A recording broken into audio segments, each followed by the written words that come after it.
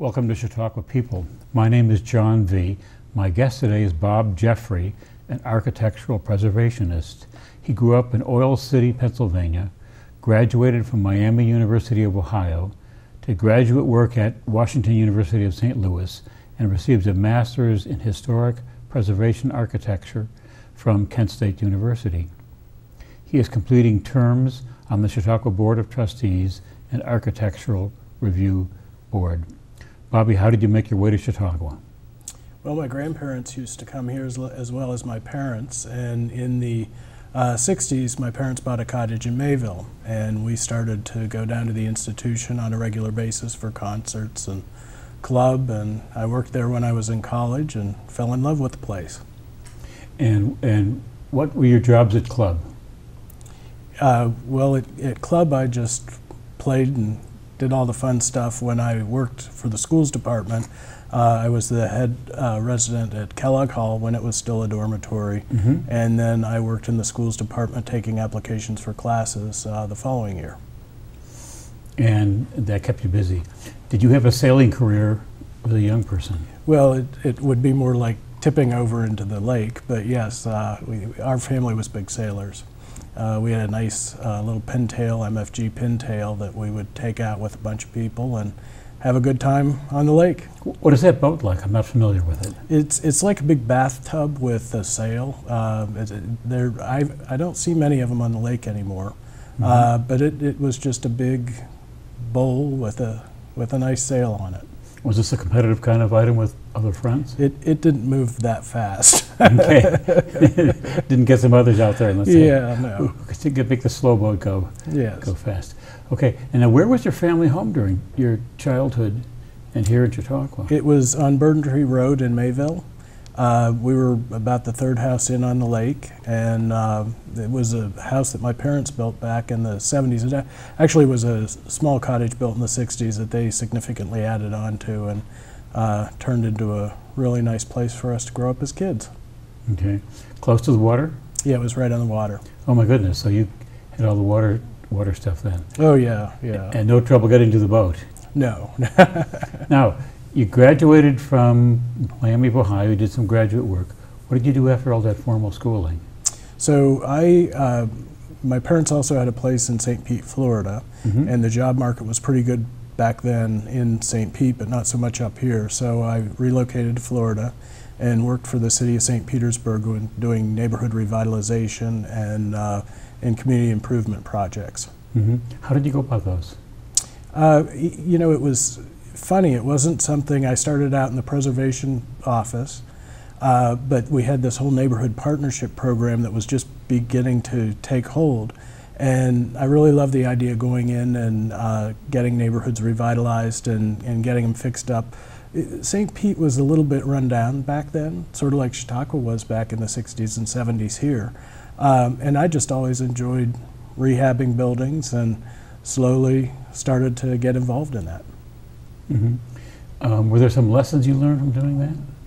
You know, the real lesson was do them right. Really stick to the character, the charm. That, you know, trying to change a building to something that it wasn't before tends to not work very well. Where if you really follow the history of the building and the materials that were used and how they were used and the design style, you usually ended up with a very solid project. In fact, it's sort of funny because when I moved into this historic Kenwood neighborhood where I lived, it was all the porches had been enclosed, aluminum siding had gone up everywhere, permastone and other materials that just took away the charm and character. And when we started to bring them back, you know, all the real estate agents are saying, no, you got to have that enclosed square footage. But boy, when we started opening up porches, it was amazing the way the houses started to look better and people wanted to sit on the porches, and it really created a community. What's the best way to revitalize a neighborhood? Well, I like to just go in and do it. You know, you get a lot of neighborhood associations that have formed over the years, and they get together and they start talking about what needs to be done, you know, and a lot of times they'll turn to the municipality and say, you know, we want the city to do this, but the city's role is really to provide basic infrastructure, and, you know, not to be in there really getting housing stock and community things going. So I just started buying up some of the houses in my neighborhood that were in really dilapidated shape and renovate those. And after about a year or two, other people saw the value of that and started to come in and do the renovation. Mm-hmm. And what's the best way to deal with a neighborhood that's in distress? Well, we did a bunch of different things. The biggest thing I think we did was we actually tried social events. We got people to know each other. Mm-hmm. And by them getting to know each other, they got interested in the neighborhood and then wanted to participate even more. So strong neighborhood associations are great, social events are great, and then when we had an issue, we'd deal with it. For example, we had a couple of drug houses in the neighborhood, and we found that there was a program called Rice Anti-Drug Marches, and we all donned yellow shirts, yellow hats, and a bullhorn, and went out and did chants and things like up with hope, down with dope. And ironically, pretty soon the drug houses moved out. So, problem solved. And did you have the cops behind you on that one? Yeah, they were very good. There was a strong community policing program in place, and they'd go out and they'd follow us in a car. It wasn't a armed type of thing, but it was something that there was a presence there. And the drug dealers, they don't want attention brought to themselves. They want to be anonymous. And when they see something like that coming, it's pretty good to go the other way. I hope the cops followed them wherever they went. Yeah. Well, okay, now you got it a nice way before, but you didn't learn. So now you're getting it our way. Well, my problem, or my perspective is, as long as they're not in my neighborhood, the other guys can copy what we did and put them out of theirs. But the sad thing is you don't really ever get rid of things like that. You just displace them. Yeah. And I hoped it didn't go into an immediate neighborhood near us. I would have felt guilty about that. Mm-hmm. Now, what were your main activities then in the architectural business when you were there at St. Pete with the government? So I was on, the mayor had a very special 5-person team that was specifically geared towards neighborhood revitalization. Mm-hmm. And we would, it was really the best job, but we would do neighborhood meetings night after night, talk to them about what the city could do with sidewalks and lighting and things like that and policing, but really, how they could better take their neighborhood over and how they could build their neighborhood. So it was a lot of that. And then later on, I worked in the development department where we actually did downtown revitalization plans. We rewrote the entire city's zoning code to match the character of each neighborhood and to put design guidelines in place so that the character of St. Pete would be maintained. And then a lot of downtown revitalization as well. How did the downtown stuff go? St. Pete is amazing. It's on fire at this point. But what's nice is in the zoning code we put in place a street level presence. So you go into a lot of cities and all you see in the first 7 or so stories is parking garage. And sometimes there's a storefront or a little coffee shop there, but you can go entire blocks that are just blank.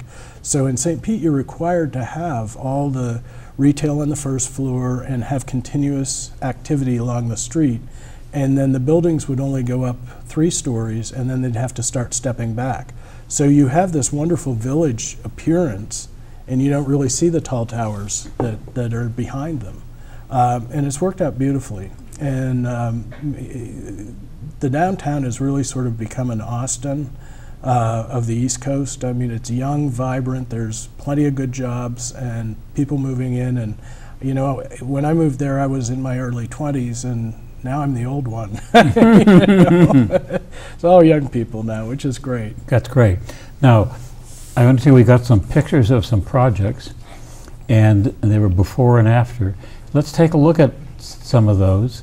Okay. And tell us when we get to take a look at the first picture and see what the house looked like, and if you could tell us a little bit about what struck you about it, why you were interested in it, what were its characteristics, and then when we've got the second picture of the completed thing, what we did and how it was done. And okay. Go forward. So this first one is one of the old cottages in Chautauqua. It's one of the original cottages. It's named the Faithful Remnant. And it was, It was a house it took me about 3 years with my real estate agent to really find the one that I wanted. It's original cottage, structurally sound. The people that had it before did quite a bit of structural work to it, but it just sort of lacked love, and it needed some color to it. It was rather dingy on the inside. It had this beautiful 1930s linoleum upstairs, but it had so many layers of paste wax on it, it just sort of looked beigeish brown. And when those were stripped back and the wax actually melted off the floors and removed, the vibrant blues and pinks and greens just sing on this floor. So after, it was about a 2-year renovation to really strip back a lot of things that over the years people are always looking, especially in Chautauqua. I think there was an easy fix of, well, let's not wallpaper, let's put up contact paper. Or, well, we could put cardboard and pin it to the ceiling to add a little extra insulation. Mm-hmm. So, a lot of these cottages just need to be stripped back to get to the original. But what's unique about it is when you're looking at the outside siding, on the inside you're looking at the back of that siding. I mean, it's literally only 1 inch thick. Mm-hmm. And you see the studs exposed. When they added wiring in the 1930s, they just literally stapled it to the walls, and it has its original gas lights. So if we go to the after picture, mm-hmm. what we see here is one that basically, as I said, it was just given a little love, a little color, little pops, some shutters, flags, window boxes, all those things. It's a fun cottage to live in. And did you alter any of the mechanical systems? Yeah, I actually put in upstairs a heating system and a cooling system, conventional AC system that most people have. In the downstairs there was no way to add ducts or anything like that, so the mechanicals are a mini split European heating system and mm-hmm. cooling system. So it's not one because there's really no insulation in it that you're going to adjust it, but you can get a little of the humidity out, and it's a cottage that you can live in maybe a total of 4 months out of the year. Yeah, and there's no crawl space underneath, no basement. Yeah, no basement. It's literally up on piers and filled with gravel underneath. Mm-hmm. Did you do any major work on the plumbing? No, in fact, it's got the original plumbing fixtures. Chautauqua was interesting in that even though it was 1874 when it began, they had communal latrines and communal kitchens, and there wasn't a sewer system put in until 1890. Mm-hmm. So at that point, then a lot of these cottages have a little small bump out somewhere that a kitchen's added, and usually a back porch was enclosed to create a bathroom. In this house's case, they have the original 2 bathrooms from the 1890s, and the kitchen space is basically 1890s with a couple of original cabinets that I then had additional cabinets made to match the originals. So it's an authentic cottage. And did you keep the original plumbing fixtures? I did. I had to change the toilets out because they were really, that's not water conscious. But the original sink fixtures, the cast iron tubs, they're all still present in the house today. Goodness. And you have a occupant who guards the front porch there. Yes, I have a little rat terrier that she holds court. Okay, so you have people who come by and have a conversation with her or something. Yeah, I think more people come by to see her than they see me. That's terrific. What's the second project you've got? Okay, so the second project is a loft project in St. Petersburg that I actually also live in. It was built in 1926 as the city's first grocery store. Before that, if you wanted to, if you wanted to do your shopping, you would buy your meats at one place, your bakery goods at another, fruits and vegetables at another, and it started in California to merge them together and create these supermarkets. Okay. So this... there it is. There we go. This, unfortunately, is what it looked like when I bought the building. Looks like some ammunition storage facility, doesn't it? It was pretty bad. I like to say it was 4 walls and half a roof because pretty much the back half of the building had collapsed on itself. The building over time, it lasted as a grocery store until about 1952, 54, and then Publix built a big supermarket up the street, and that was the end of it. It turned into an auto parts store, and then it was self-storage, and over the years they just removed all the windows, stuccoed over the building, got rid of anything of detail. I mean, there was nothing left in the building by the time we got to it, and it was vacant for about 9 years before I bought it. Wow. And so the after of it, if we look at that, this is what it looks like today. Wow. Yeah, pretty different. It sure is. All brand new windows had to go in, and of course we had to meet hurricane code. We used tax credits on it, so you know there were specific guidelines that we had to do.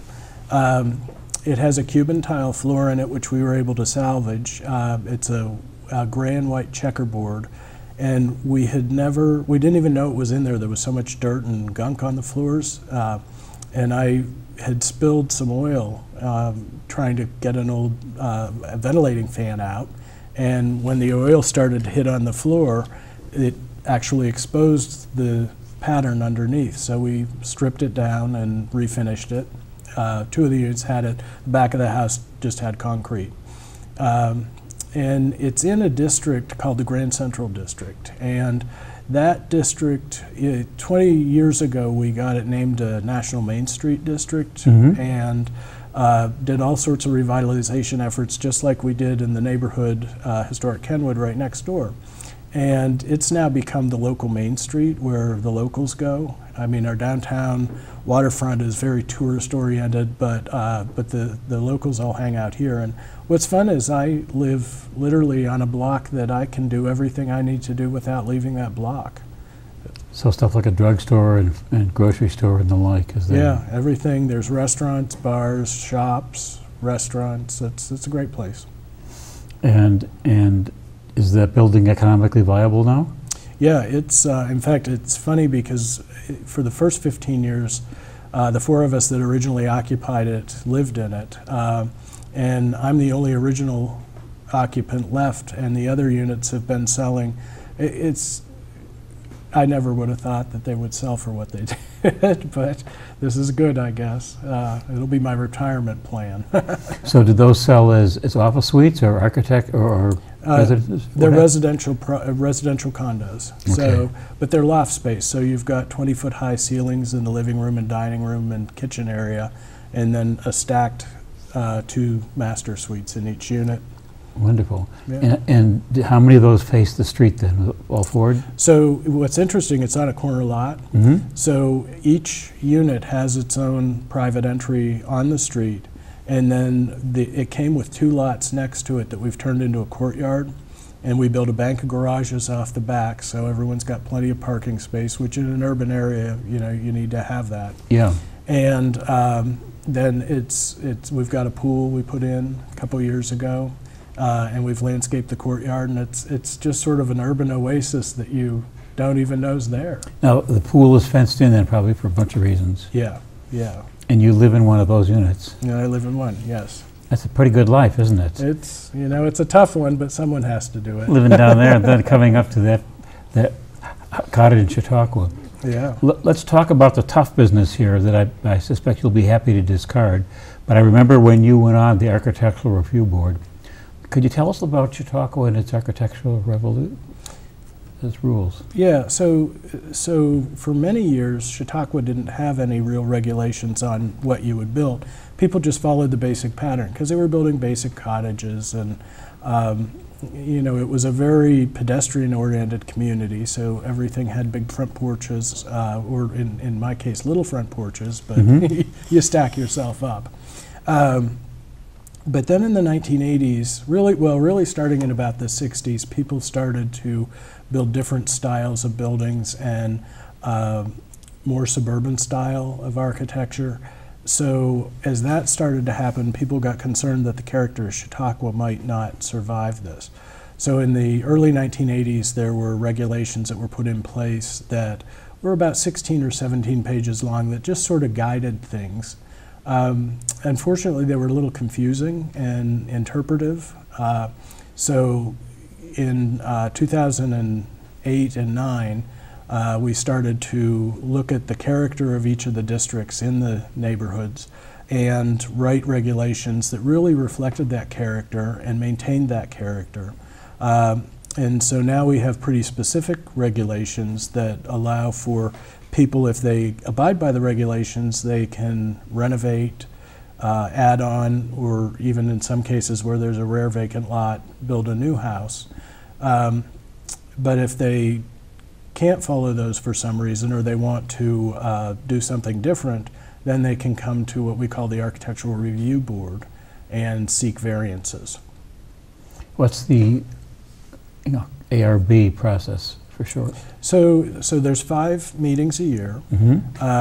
They work with staff first, so if there's any obvious things that need to be addressed, they can obviously try to work that out. And we look for them to ask for the minimum necessary when they're seeking a variance, that, you know, if 2 feet can accomplish that, they don't need 10, that type of thing. Our biggest issue is really making sure that there's a separation between each of the buildings so that fire and fire equipment and things like that can get in if they're, I mean, we know that that area is very tightly packed, so if there's a fire, that's of great concern to us. So those safety issues are important. And again, we're really just trying to make sure that the charm and character of Chautauqua is maintained and actually restored. As I said earlier, that Chautauqua really in the 60s and 70s had declined, the building stock, and a lot of work hadn't been done. I mean, these were second homes for people. You know, there wasn't the priority of maybe maintaining them and improving them over time like there is at your regular home. So there was a lot of deferred maintenance, and in the institution buildings were also rather deferred in maintenance. But starting in the 80s, there was a big movement to revitalize the community, bring back the community's architectural character, and to protect it. And so that has been played out. What is the major source of work that people do when they're renovating? What do you see most commonly? Well, a lot of the exteriors remain fairly similar, with the exception of porches. Porches are difficult because the railings were only maybe 24 or 30 inches tall, and by code they should be much higher.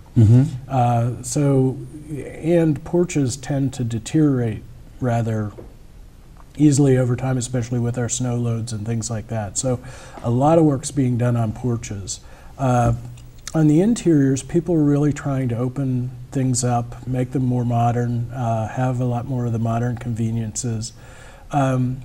And that's something that's a little different. A lot of the buildings either were rooming houses as well as homes. So very tiny bedrooms, no closets, maybe 1 bathroom. So people are really just trying to bring them up to the standards they like today and modernize them, but keeping where there's character, the character. And are there a large number of homes that are getting done each year in Chautauqua? Or? Yeah, in fact, really, probably I would say there's every year at least 30 or 40 homes that are getting significant work. And it's always funny. I love to be up here in May because, you know, when the contractors are in full bore, you look around and you just can't imagine how any of it's going to get done, and it does. And, you know, I mean, they just, of course, you hear saws at all hours of the day and night too, but and season week 0, the end breathing down, and boy, they're all over the place, and then that weekend comes and they're all gone. And the place is looking pretty good shape. Yeah, it's amazing. Well, you have to give the staff, especially the landscaping crew, God, major credit. They just work their fingers to the bone, but the place is spectacular. And that's the other thing that's improved. I remember when I was a kid riding around here that Pachysandra was about the only form of landscaping there was, and maybe a hydrangea bush on occasion. But what people have done with the gardens is just fantastic. And people really take pride in their cottages here, and you know, there's always a fresh potted plant out there or some gladiolas on the porch, and it's a very special place. Now let's ask a tough question. when I drive from the institution to the studio, I go through Mayville. From your experience, do you have any recommendations for Mayville? Well, you know, Mayville's suffered the same thing that a lot of towns up in this area have done in western Pennsylvania and the Rust Belt cities. They've lost population, and it's hard to maintain those houses and the character of the neighborhoods when you have a declining population, and when you also have a job market that's rather stretched. It just puts a stress on a community. But I've noticed that a lot of houses are getting renovated. I can think on Erie Street alone, there was a beautiful Victorian a couple of years ago that I think a contractor by the name of Chris Keefe did. That's spectacular. And the My Blue Heaven is a bed and breakfast that about maybe 10 years ago was rehabbed and turned into a bed and breakfast, which brings people into the community. And I see a lot of things happening that are positive. They're still going to struggle with the population. I mean, it would be very helpful if some industry came in here and brought jobs. But people, after this pandemic, have started to look out and figure out ways to employ themselves, and that might be a possibility. I think the other thing that's important is the institution, as part of its strategic plan, is talking about extending activities and looking at ways to bring in other programs in the off season, and that helps because then you have a population that's more stable, that's here longer periods of time, and they can support the grocery store, they can support the shops. So that's all good. And then you've got the Webb's project down on the lake. Again, you're adding people, and that's probably one of the best ways to turn a neighborhood around. So it's a significant challenge still, no easy answer at this point. No, unfortunately not. We are about out of time, but there's one question I love to end with, and you're probably not forewarned about this, but you may have seen it from some others. And if a young Chautauquan came to you and expressed an interest in historic architectural preservation, what would be your counsel? So my counsel would be, first of all, do it. Second of all, don't depend on others. I mean, you're going to need a bank, you're going to need a real estate agent, you're going to need that type of thing, but I find a lot of people hesitant to get into it. And you know, my sister was always funny. She'd ask me, because we work together, and she's gotten pretty handy over the years. She's like, "How did you learn to do that?" And I said, "I picked up a book and I read it." Now we have Google. Much easier, and YouTube. I mean, my God, you can learn how to fix anything. I repaired my dishwasher the other day by watching a video. And so I think that's just it. Just do it and enjoy it.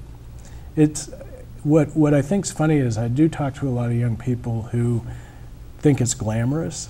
And the one thing I'd warn against is that, you know, I spend more time probably cleaning up stuff, hoeing out stuff, digging out stuff, getting my hands dirty in plumbing issues, but it's all part of it. And if you love that and can put up with that, the end project, it's just really reassuring when people look at a building and go, my God, I can't believe that this was what it was. And I look at those two projects you've shown us here tonight. Magnificent. What else do we need to cover? We're about out of time. Well, I think, if anything, I hope that people in our surrounding community here come to Chautauqua and enjoy the architecture. You know, it's a very special place, and we really would like to share it with everyone. It's a welcoming place that really people are working on, and they love to share it, and we hope people will come. And they can do it for free on Sundays, can't they? That's true, yes. So that's the day to dip your toes into the water and give it a shot. This has been great fun, and I hope you'll come back. Well, thank you. See you now. Okay.